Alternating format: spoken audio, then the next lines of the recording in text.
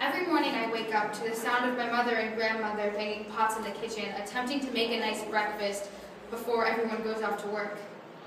Today is different though. It's Marjorie, my baby sister's 5th birthday. This is the first time she gets to work at the factory with the rest of us. My friend's siblings started work a year earlier, but my mom said kids don't get their common sense until they're 5, and that's what you need when you're working all day all alone. I walked into the kitchen to see what the plans were for the morning, and everyone seemed to be up. We live in the housing that the city provides for us. It's extremely crowded and dirty, no matter how long Ma and Grandma clean it during the day.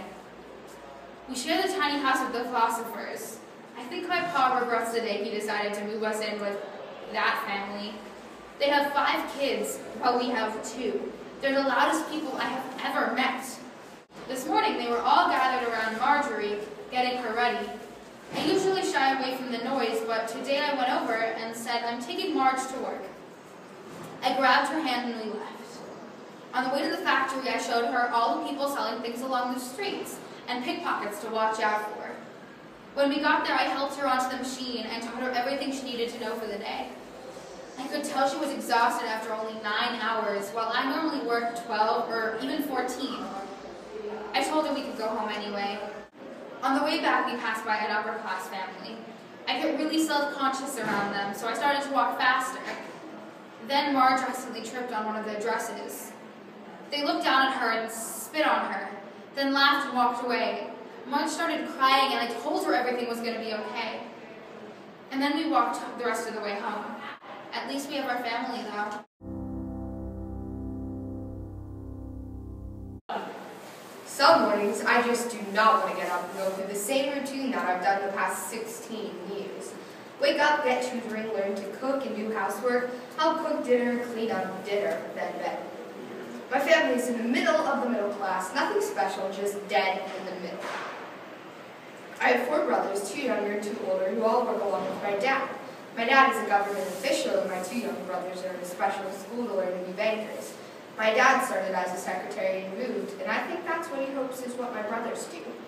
My 2 older brothers work for the London Post, and they want to eventually be the editors of the paper. My dream is to be a journalist, just like my brothers, but women these days are expected to stay home and cook and clean. I cannot complain around my father, or he'll start to lecture me that my great-grandpa was in the working class, and he worked so that my grandpa could be in the lower middle class, and then he worked so that my dad would be in the middle class, and now that my father has what he wants all of us to go to school to eventually have our family in the upper middle class. It all makes sense, and I feel bad for the lower class children working in factories every day, and sometimes I think that could have been me if my great-grandpa wasn't so determined. I just think that he was. I could not have handled being in the working class. Their houses are so small and they share them. Our house is a decent size enough for the 7 of us to have each of our own bedroom and live quite comfortably. But sometimes I dream of living in one of those mansions and riding down the street in a horse-drawn carriage like the upper class.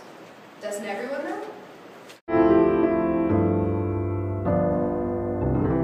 Each day begins early in the morning because in the upper class it is sinful to lie in bed. Every morning I get ready and walk down the grand staircase to find Cook making breakfast. Mama and Papa were out. They leave before I get up every day, and I see them before an hour of bed. I know the tutor is coming in an hour, so I went back up to wake everyone up. I have 6 siblings, 4 younger and 2 older than I am. My older sisters both leave in the morning to go to their suitors. They are to get married soon. It is what is expected of them. My younger siblings and I all have tutoring because our parents did not want us to get shipped off to boarding school like dogs. The girls all have to learn how to do the housework, so we went into the dining room and picked up the sewing from yesterday. I often get tired of doing this all the time, but it is what my older sister Mary says expected. My papa works for the Queen, so our family is well recognized, and often we walk through the streets of London with the lower class gawking at us with jealousy of our lifestyle compared to theirs.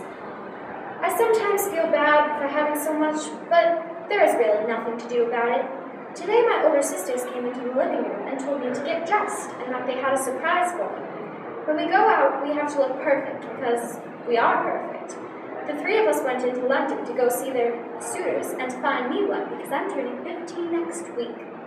As we were walking down the road, a child tripped on Mary's dress, and I went over to help her, but she spit on her. Mom laughed and said, "Come on." I felt so bad, but there was nothing to do. When we returned home to our large mansion, I could say I almost missed it. It is so nice to have so much space.